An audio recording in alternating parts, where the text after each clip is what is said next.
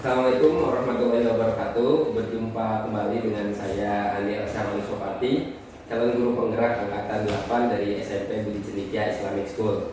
Kali ini saya ditemani oleh Miss Halim. Beliau adalah guru IPA di SMP Budi Cendekia Islamic School. Pada kesempatan kali ini, saya akan melakukan aksi nyata modul 2.3 yang terdiri dari pra-observasi, observasi, dan pasca observasi. Baik, langsung kita mulai. Assalamualaikum warahmatullahi wabarakatuh, Miss. Waalaikumsalam warahmatullahi wabarakatuh. Apa kabarnya hari ini, Miss? Alhamdulillah baik. Alhamdulillah baik, Miss. Hari ini kita akan adakan percakapan pra-observasi yang sebelumnya nantinya akan saya amati jalannya atau proses pembelajaran yang Miss lakukan di dalam kelas atau sebelum saya melakukan proses supervisi kelas.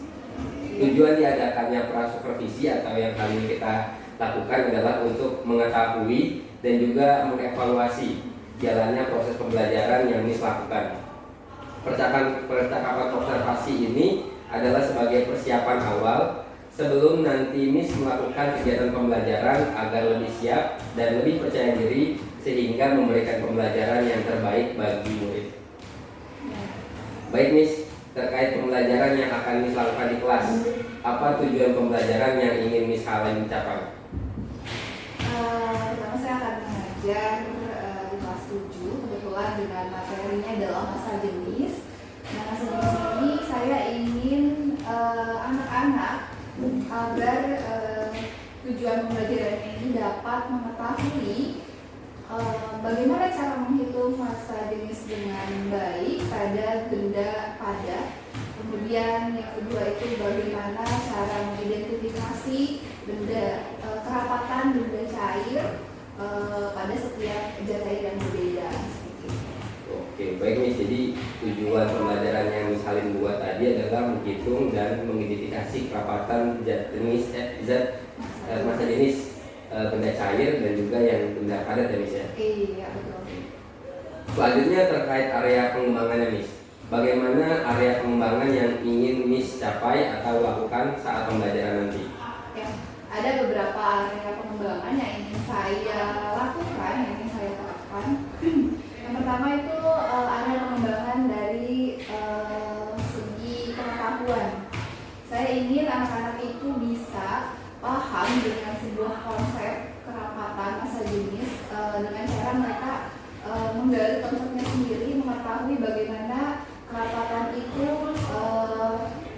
kerapatan masa jenis itu bisa tahu nyata langsung diketahui oleh siswa tanpa guru memberikan rumus gitu ya, tapi emang siswanya terjun langsung untuk mengetahui rumus tersebut diaplikasikan. Jadi untuk pengetahuannya itu ya, Miss ya. Jadi murid ini bisa mengetahui konsep dari kerapatan ini tanpa disampaikan terlebih dahulu oleh gurunya saat pembelajaran. Iya, Miss ya. Lalu bagaimana dengan rancangan pembelajarannya, Miss? Apa yang ingin Miss lakukan di kelas terkait juga strategi pembelajaran atau model pembelajarannya? Untuk rancangannya sendiri saya buat rancangan sedemikian rupa dengan model pembelajaran discovery learning. Tujuannya agar siswa tadi bisa mengetahui, menggali sendiri informasi yang ada tentang kerapatan atau masa jenis suatu benda, zat cair ataupun zat padat. Untuk modelnya teknik discovery learning dan metodenya yang saya gunakan yaitu diskusi kelompok, kemudian ada penugasan, presentasi, dan tanya jawab seperti itu. Oke, jadi nanti untuk metode pembelajarannya dia ada itu ya, Miss ya, discovery learning ya. Iya. Dan untuk strategi pembelajarannya ada diskusi dan juga pasti ada presentasi ya, Miss ya. Iya. Nah, lalu saya ingin mendengar nih, Miss, bagaimana rancangan pembelajaran yang ingin Miss Halim terapkan di dalam kelas? Mungkin dari segi strategi pembelajarannya atau model pembelajarannya atau yang lain, Miss? Strategi yang dikembangkan. Strategi yang dikembangkan tadi kan dari discovery learning ya. Di sana siswa-siswa dikembangkan kemampuan untuk mengobservasi, kemudian kemampuan untuk memanajemen kelompok, kemampuan untuk menggali informasi, kemudian kemampuan untuk diskusi mereka dalam bentuk presentasi seperti itu. Jadi saya harap sih dari pembelajaran ini tidak hanya aspek pengetahuan saja yang didapat, tapi melatih kemandirian siswa dalam hal memanajemen sebuah kelompok. Oke, jadi yang tadi disampaikan sebenarnya pembelajarannya itu disesuaikan sama kebutuhan murid misalnya. Jadi ada yang mencari konsep dari zat yang cair, dan juga ada juga yang benda padat, benda cair dan juga benda padat. Ya, Lalu juga dengan kemandirian itu berarti nantinya masuk pada kompetisi emosional dan sosialnya bisa. Oh iya. Ya, dan itu juga pastinya akan berdampak pada muridnya. Nah, selanjutnya nih Miss, bagaimana dengan media pembelajarannya Miss? Apa yang misalnya digunakan di dalam kelas nantinya? Untuk media pembelajaran sendiri ini terkait diferensiasi ya, diferensiasi konten. Jadi untuk kontennya memang kebetulan saya buat setiap kelompok itu berbeda, tidak hanya mencari benda benda cair saja, tapi ada padat, juga ada yang beraturan, ada yang tidak beraturan. Nah itu sudah terlihat diferensiasi. Kemudian untuk medianya sendiri dari situ saya bebaskan kepada siswa untuk meliterasi dari sebuah web yang terpercaya untuk mencari materi-materi yang terkait dengan materi pembelajaran itu. Sehingga dari situ kita bisa lihat juga nanti adanya perbedaan dari setiap hasil dari hasil setiap kelompok. Dari situ mungkin mengarah ke diferensiasi produk ya hasilnya. Jadi ada diferensiasi konten yang nanti akan disampaikan di dalam kelas, juga ada diferensiasi proses misalnya terkait dengan penugasan pada siswanya. Oke, baik Miss. Terkait jadwalnya Miss. Jadwalnya yang akan digunakan untuk observasi kira-kira hari apa dan jam berapa Miss? Kebetulan saya akan melakukan pembelajaran ini di kelas 7 Cordova di jam ke-5 sampai ke-7, 3 jam pelajaran. Oke, di jam ke-5 sampai jam ke-7 di 7 Cordova misalnya. Itu untuk harinya di hari Rabu. Oke, baik Miss. Jadi nanti di hari Rabu yang akan datang di kelas 7 Cordova jam ke-5 sampai ke-7, saya akan datang ya misalnya ya. Saya akan melakukan supervisi kelas dan saya akan melihat dan juga mencatat hal-hal apa saja yang akan terjadi di kelasnya Miss Halim. Nanti setelah melakukan kegiatan observasi atau pelajaran dalam kelas, kita akan mengadakan percakapan yang terakhir nih Miss, yaitu percakapan pasca observasi yang nantinya akan didampingi oleh pengajar praktik. Sebelum kita akhiri Miss, menurut Miss Halim, apa yang Miss dapatkan dari hasil percakapan kita hari ini? Saya mungkin lebih percaya diri akan menerapkan rencana pembelajaran yang sudah saya desain, lebih mantap lagi untuk dan yakin ya untuk anak-anak bisa melakukan pembelajaran ini, sehingga saya harapkan hasilnya dapat lebih memuaskan. Ditunggu ya Mr. Elsa untuk supervisinya di kelas, observasi kelas saya. Oke, baik Miss. Mudah-mudahan dengan adanya pra-supervisi atau pra-observasi kita hari ini bisa menambah yakin Miss Halim dalam kelas dan memberikan pembelajaran yang terbaik di kelas. Oke Miss, kita ketemu lagi di kegiatan observasi pada hari Rabu nanti. Demikian percakapan kita hari ini. Sampai bertemu lagi nanti Miss. Assalamualaikum warahmatullahi wabarakatuh. Waalaikumsalam warahmatullahi wabarakatuh. Terima kasih Mr. Elsa. Terima kasih.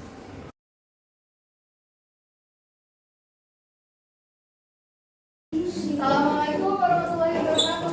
Waalaikumsalam warahmatullahi wabarakatuh. Oke, bagaimana kabarnya siang ini? Sehat semua? Alhamdulillah. Hari ini ada yang tidak hadir kah? Ada sakit. Siapa lagi? Hadir semua. Oke.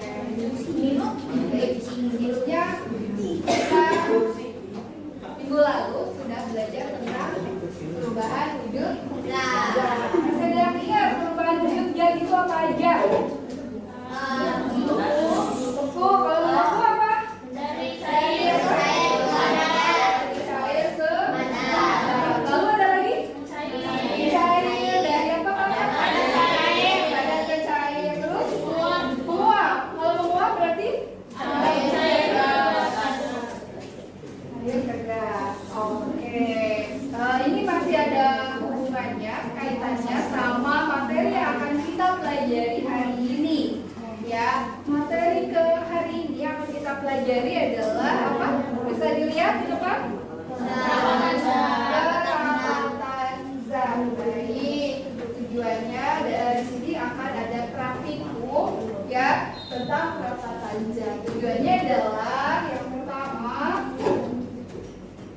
pembelajaran kita menyelidiki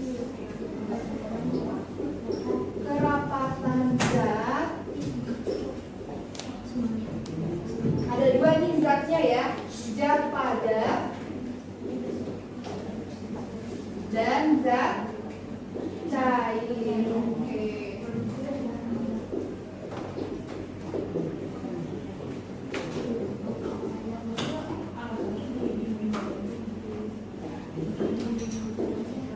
Dua ini yang akan nanti kita selidiki ya, bagaimana mengenai kerapatan benda ya dari dua benda yang berbeda ini. Bendanya pun ada yang benda tidak beraturan dan ada benda yang beraturan. Oke, sebelumnya coba kita perhatikan dulu. Ada benda di depan. Oke. Benda apa yang pertama? Yang ini? Ceritanya benda ini kedua-duanya sama ya, volumenya itu 1000 cm3 ya, sama. Oke. Bagaimana jika benda ini jatuh di atas kaki kalian? Mana yang lebih sakit? Batu bata. Coba jelaskan alasannya kenapa?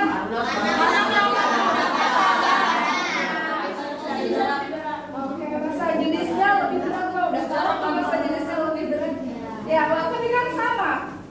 Sama, beratnya dan volumenya sama. Jarak antar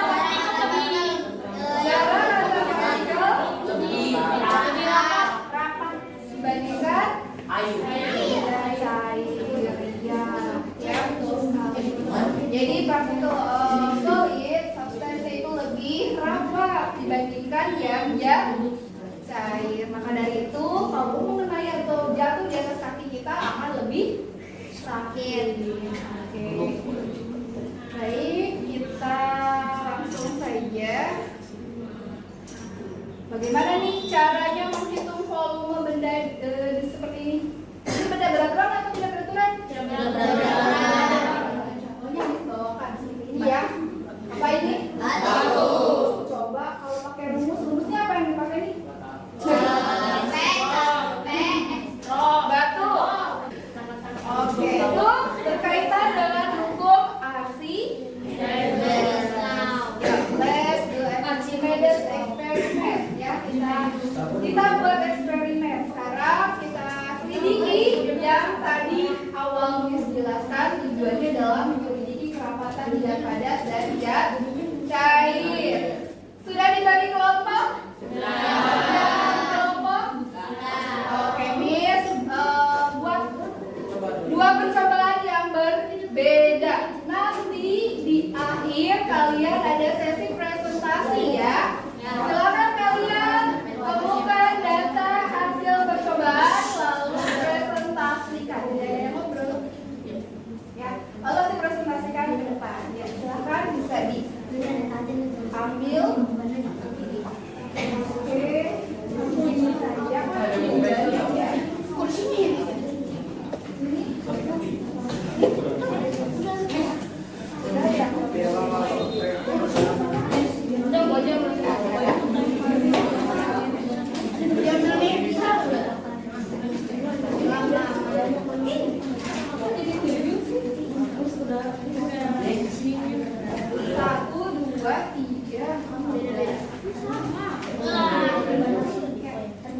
Silakan kerjakan LK-nya. Perhatikan, kamu sediakan alat dan bahan sesuai kebutuhan. Ya, lihat alat dan bahannya. Butuhnya apa, silakan diambil. Kecuali zat cairnya ya. Kalau butuh silakan diambil. Dituangin di depan aja. Boleh diambil? Iya, boleh diambil. Gelas sudah. Nanti ke depan. Gelas sudah. Awas. Yang boleh diambil itu, yang gelas itu. Gelas doang.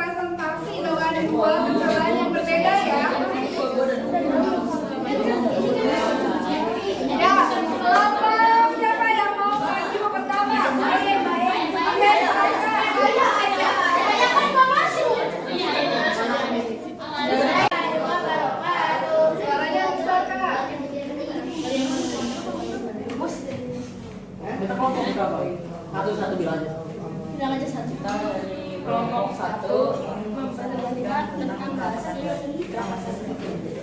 Yang urutan yang pertama dan cair dalam gelas ukur untuk bikin kerapatannya. Urutan paling atas adalah rapatan jadi yang paling kecil, ada minyak, air, susu manis dan sirup. Jadi kesimpulannya adalah jika massa zat cairnya semakin rendah maka terletak di bagian atas. Sementara jika zat cairnya semakin besar maka akan terletak di bagian paling bawah. Suaranya kerasa nanti. Ulang. Jika massa zat cairnya semakin rendah akan terletak di bagian atas. Sementara jika zat cairnya semakin besar, jika massa zat cairnya semakin besar maka akan terletak di bagian atas. Bawah.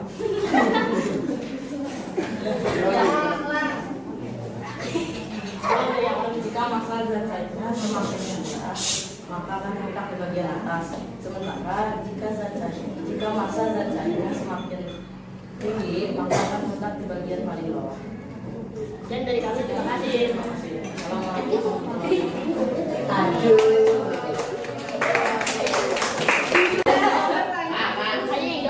Jadi saya mau bertanya. Tidak ada.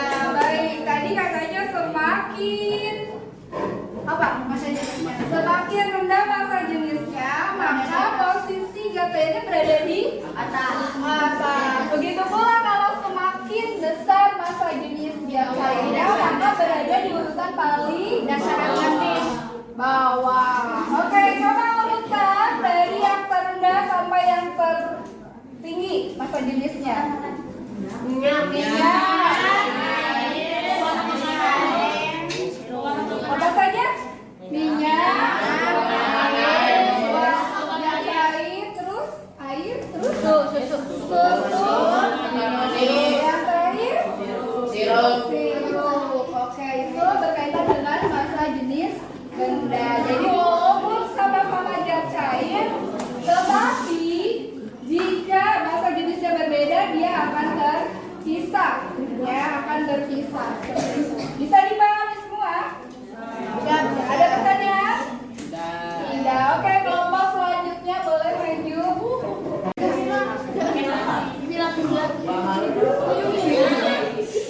Halo, mulai ada suara. Warahmatullahi wabarakatuh. Waalaikumsalam warahmatullahi wabarakatuh. Kami dari perwakilan kelompok 2 ingin mempresentasikan tujuan percobaan menentukan massa jenis padatan berbentuk tidak beraturan. Nama benda dari hasil percobaan adalah plastisin, kerikil, dan logam. Kesimpulan dari hasil percobaan adalah semakin besar massa jenisnya, maka perapatan pada semakin besar.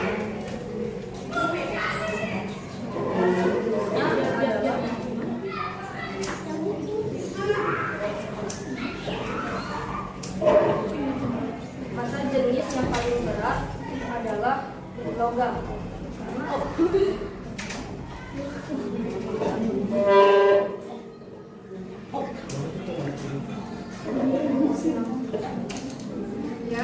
Dari massa jenis yang paling besar adalah logam, yaitu 69 cm kubik. Yang paling rendah adalah plastisin, 19 cm kubik. Kesimpulan, semakin besar massa jenisnya, maka kerapatan partikel semakin besar. Ya, bisa kamu tunjukkan mulai dari yang terendah sampai yang terkecil. Itu ya. Ini adalah plastisin. Ini adalah plastisin. Yang massa jenisnya adalah 1,9.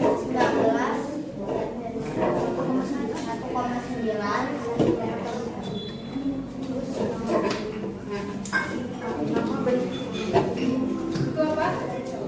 Kris ya. Massa jenisnya 2,4 gram. Yang dan paling besar adalah logam. Massa jenisnya 69 cm3. Oke, ada pertanyaan semua? Tidak. Paham? Coba sebutkan yang tadi dijelaskan mulai massa jenis yang terbesar. Logam. Kerikil. Plastisi. Ada lagi? Enggak, cuma ada 3. Oke. Semakin besar massa jenisnya, maka kerapatannya semakin besar pula. Ya, bisa dipahami semua? Terima kasih banyak. Silakan duduk bagi tepuk tangan. Mulai ya.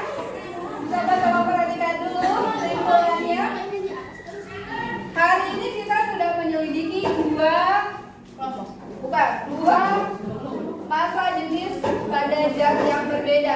Yang pertama zat cair, yang kedua zat padat. Diragukan apa tidak zat padatnya? Tidak. Oke.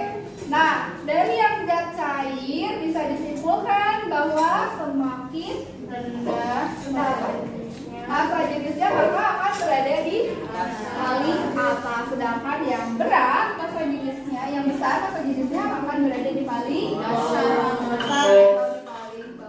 Oke, sekarang yang benda padat, kesimpulannya yang pertama, semakin besar massa jenisnya maka kerapatan partikelnya semakin besar. Makanya kenapa kalau jatuh di atas kaki dia akan sakit karena kerapatannya lebih besar. Seperti itu. Ada yang bertanyakan sampai sini? Oke, beri tepuk tangan untuk kita semua. Selanjutnya ada evaluasi. Sebenarnya harus kalian mengerjakan tulis-tulis. Attention. Ready. Let's pray together.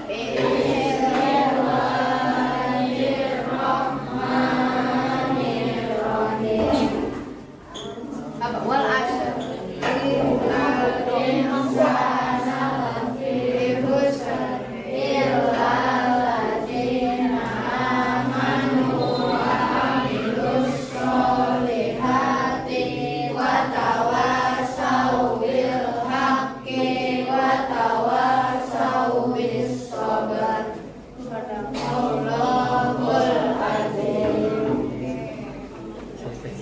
Say thank you.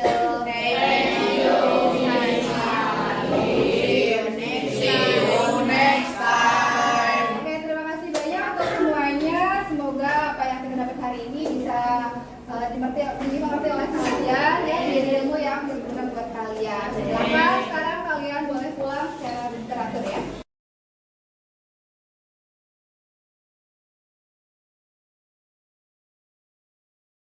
Bismillahirrahmanirrahim. Assalamualaikum warahmatullahi wabarakatuh. Saya Andi Elsa Manusopati dari SMP Budi Cendekia Islamic School dan calon guru penggerak angkatan 8 Kota Depok. Pada kesempatan kali ini saya akan melaksanakan percakapan pasca observasi bersama Miss Halim, guru IPA dari SMP Budi Cendekia Islamic School, dan saya juga ditemani oleh Ibu Iib Syarifah selaku pengajar praktik pada program guru penggerak angkatan 8. Sebelumnya kita sudah melaksanakan pra-observasi dan juga observasi, Ibu. Dan di sana kita mengkaji tujuan dari pembelajaran, area pengembangan, dan juga strategi ataupun perencanaan yang akan dilaksanakan saat pembelajaran di supervisi ataupun observasi yang minggu lalu dilaksanakan. Adapun kegiatan kita hari ini yaitu pasca observasi, tujuannya adalah untuk mengevaluasi sejauh mana program-program yang Ibu rencanakan untuk pra-observasi dan dilakukan saat observasi apakah sudah tercapai atau ada yang perlu ditingkatkan. Baik, seperti itu Ibu untuk percakapan dan tujuan pra-observasi pasca observasi hari ini. Kita mulai. Ya, silakan. Selamat pagi Miss Halimah, apa kabarnya? Selamat pagi Miss Rasa. Alhamdulillah hari ini luar biasa. Semangat. Alhamdulillah. Baik Miss, terima kasih sebelumnya saya ucapkan karena Miss Halimah sudah menyempatkan, sudah mengusungkan waktunya hari ini untuk kami untuk melakukan percakapan pasca observasi.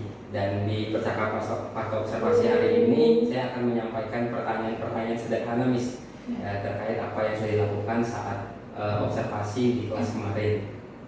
Tapi sebelumnya adakah mungkin tujuan yang ingin disampaikan Miss Halimah yang ingin disampaikan di sini atau tidak pada belakang Miss Halimah?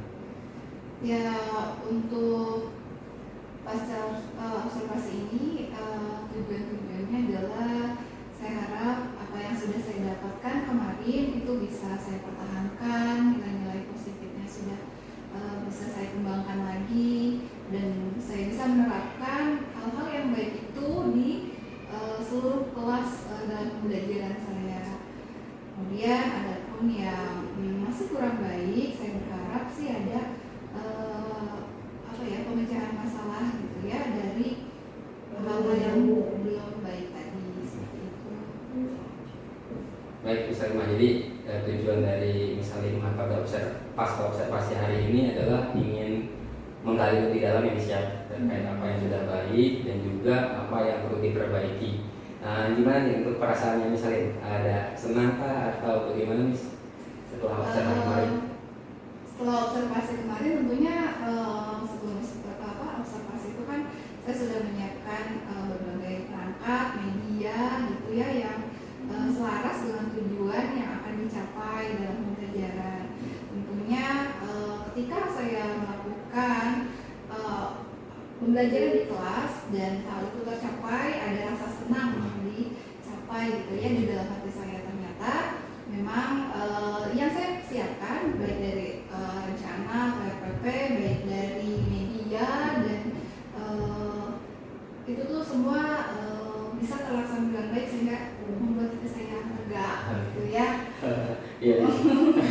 Alhamdulillah Miss ya, kalau senang ketika kita senang dan bahagia pastinya pembelajaran juga jadi lebih menyenangkan pasti Miss ya. Betul. Dan tadi misalnya juga sampaikan bahwa rencana dan juga strategi penerapannya sudah sesuai dengan apa yang kita lakukan ya bisa waktu pra-observasi. Di sana Miss Halim sudah menyampaikan tujuan juga dengan strategi-strategi yang kemarin disampaikan. Lalu terkait tujuan pembelajaran ini, kan kemarin sudah disampaikan juga waktu pra-observasi. Tujuan pembelajaran di observasi apakah sudah tercapai? Tujuan pembelajaran ketika observasi, ya tentunya tujuan pembelajaran itu tercantum pada rencana pembelajaran. Tujuannya yaitu agar anak-anak bisa mengetahui masa jenis berbagai benda cair, tentunya tidak hanya melalui yang diberikan, materi yang diberikan oleh guru, tetapi siswa pun mencari sendiri gitu ya konsep-konsep yang ada di dalamnya, sehingga bukan hanya menerima, tetapi siswa pun menggali secara kontekstual gitu langsung. Seperti itu tujuannya. Baik, misalnya berarti memang tujuan pembelajarannya yang sudah kita gali waktu pra-observasi sudah tercapai bisa saat observasinya. Alhamdulillah tercapai. Baik Miss, terkait dengan area pengembangan ini Miss. Nah, ketika melakukan pembelajaran kan kemarin juga kita sudah membicarakan hal tersebut ya Miss ya, area pengembangannya dari pembelajaran diferensiasi, terus juga kompetensi sosial dan emosional, pastinya juga yang berpihak pada murid. Nah, menurut Miss Halim nih dari konteks tadi, apakah ada yang sudah tercapai dan perlu dipertahankan atau ada juga yang memang masih harus diperbaiki misalnya? Iya, dari area pengembangan itu saya fokus pada dua, yaitu pembelajaran secara berdiferensiasi dan pengembangan sosial emosional. Ketika pada pembelajaran berdiferensiasi ada beberapa yang saya kembangkan yang sesuai, yaitu diferensiasi proses, kemudian diferensiasi produk, dan diferensiasi konten. Alhamdulillah ketiga itu sudah tercantum di RPP dan tercapai ketika observasi. Nah, untuk yang belum tercapai maksimal ada itu seperti sosial emosional siswa ya, seperti mindfulness siswa ketika belajar, mereka masih terlihat ada ketika berdiskusi masih ada yang bermain-main, bercanda atau mengandalkan temannya gitu. Sedangkan ketika diskusi tapi tidak semua kelompok ya, ada beberapa anak saja. Sedangkan yang diharapkan adalah semua akan mengikuti kegiatan pembelajaran itu dengan kesadaran penuh. Ya itu aja Miss Asa. Jadi yang saya tangkap ya misalnya adapun yang sudah tercapai dalam pembelajaran diferensiasinya, di mana Miss Halim saat pembelajaran itu memadukan antara konten yang berbeda, proses yang berbeda dan produk yang berbeda. Itu juga sudah disesuaikan ya misalnya waktu awal itu ada tes awal sehingga mengetahui dia belajar ya misalnya. Betul. Nah, adapun yang belum tercapai nih Miss, yaitu adalah kompetensi sosial dan emosionalnya, di mana ada anak yang mindfulness-nya masih kurang, kesadaran diri dalam pembelajarannya juga masih belum terlihat dan bisa bahkan terlihat aktif dan lebih mengandalkan teman-temannya ketika berdiskusi. Lalu bagaimana misalnya langkah atau strategi terkait area pengembangan yang ingin diperbaiki atau ditingkatkan tadi misalnya?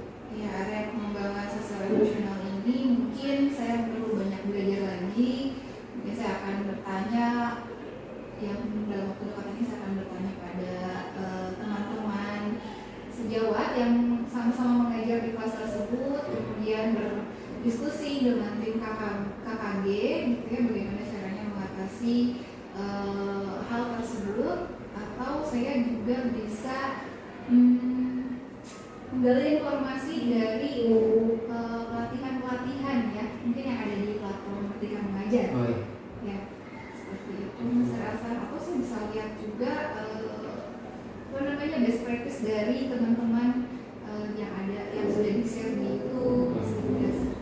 Oke, jadi langkah atau strategi yang akan Miss gali nih, yang pertama pasti bertanya ke rekan-rekan yang memang mengajar di kelas tersebut, juga berdiskusi dengan KKG atau guru makolnya, dan yang paling penting jadi mengaktifkan itu ya Miss ya di platform Merdeka Belajar, Merdeka Mengajar, sehingga bisa lebih menggali lagi dan didukung dengan sekarang nih media sosial yaitu YouTube, sehingga banyak best practice yang bisa kita gali ATM atau mungkin yang bisa pembelajaran lebih baik lagi. Lalu untuk rencana ini Miss, kapan Miss Halim akan melakukan hal tersebut atau mungkin ada target waktunya? Karena belajar itu selalu terus berjalan ya setiap hari, jadi saya tidak akan menunggu lama gitu ya. Setelah dari evaluasi tersebut, saya tentunya bertanya nih pada teman-teman, terutama wali kelasnya, kemudian teman-teman guru yang mengajar di kelas tersebut juga. Jadi dalam waktu dekat ini.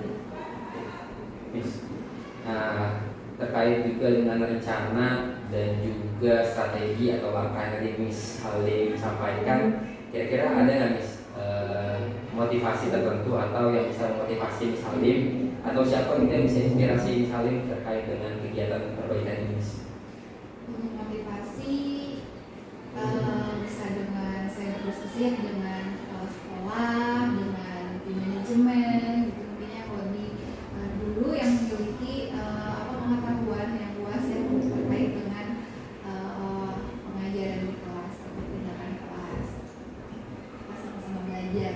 Baik Miss. Jadi memang ada ya yang bisa mendorong Miss Halim sehingga terpacu terus nih Miss rasa ingin tahunya untuk menggali hal-hal baik selama pembelajaran yang berpihak pada murid pasti Miss ya. Nah, terkait itu juga Miss, ada nggak Miss yang dipersiapkan yang lain yang bisa membantu Miss Halim untuk mengingat-ingat apa yang sudah dicari atau sudah digali nantinya? Membantu saya ya mungkin dari tim pembina ya, teman sejawat mengingatkan saya untuk mengajar atau membuat pembelajaran di kelas itu menjadi lebih baik. Oke, baik, bisa dilihat ya ada guru makro juga yang membantu mengingatkan agar pembelajaran tetap terlaksana dengan baik. Nah, ini di akhir nih Miss, ada satu pertanyaan terakhir terkait dengan pasca observasi hari ini. Bagaimana nih Miss perasaan Miss Halim? Mungkin bisa direfleksikan Miss terkait dengan pasca observasi hari ini. Ya, awalnya saya masih bingung ya bagaimana cara mencari solusi ketika menemukan masalah terkait sosial emosional, dan ternyata setelah kita berbicara ya konsultasi mungkin saya Mr. Hasan mengarahkan, saya menemukan ide atau pecahan masalah dari kekhawatiran saya sebelumnya gitu. Jadi saya sangat berterima kasih banget nih sama Mr. Hasan telah membuka pikiran saya. Ternyata saya bisa menemukan solusi dari masalah yang saya alami. Oke. Ya, baik misalnya semoga kegiatan kali ini ini atau pada kesempatan pasca observasi ini bisa lebih baik lagi pada pembelajaran berikutnya misalnya. Dan jadi di sini sama-sama belajar, dan belajar misalnya itu adalah ilmu yang bermanfaat pastinya dan bisa kita terapkan pada pembelajaran berikutnya untuk yang lebih baik. Baik, itu misalnya untuk kesempatan percakapan pasca observasi kita hari ini.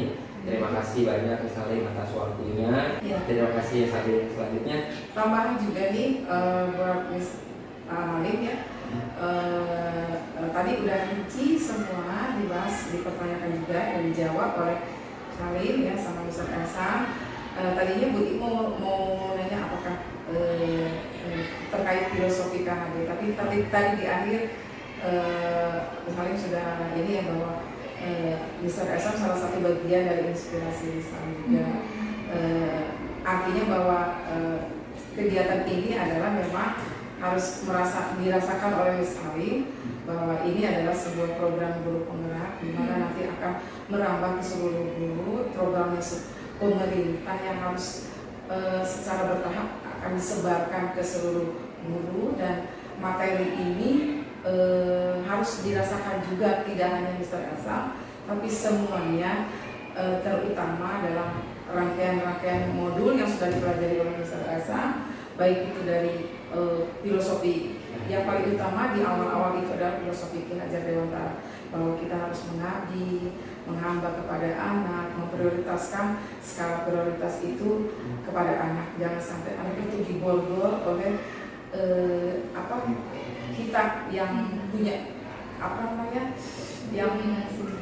yang mendominasi. Jadi pada intinya adalah student center itu lebih baik dibanding teacher center, sehingga mencapai yang namanya student well-being, artinya seorang siswa yang akhirnya have fun, berbahagia, tidak memaksakan ilmu kita untuk dicecer kepada anak. Seperti itu, dan masih banyak banget materi yang dimiliki oleh Mr. Elsa yang jangan sampai dipendem aja, tetapi harus didesiminasikan ke teman-teman di BCI ini supaya menyebar dan akhirnya lebih ringan lagi nanti pemerintah, oh ya sudah tersebar gitu. Dari mulai filosofi KHD, lanjut lagi modul kedua budaya positif ya, budaya-budaya positif yang harus dimiliki oleh anak-anak, karakter, terus juga terakhir tentang modul aset, keputusan yang sebuah program yang semuanya berpihak kepada siswa. Ya, itu aja. Terima kasih Bu Iip atas arahannya kembali pada kegiatan pasca observasi hari ini, dan juga saya berterima kasih kepada Miss Halim karena sudah meluangkan waktunya hari ini dalam kegiatan pasca observasi. Kami tutup. Assalamualaikum warahmatullahi wabarakatuh. Waalaikumsalam.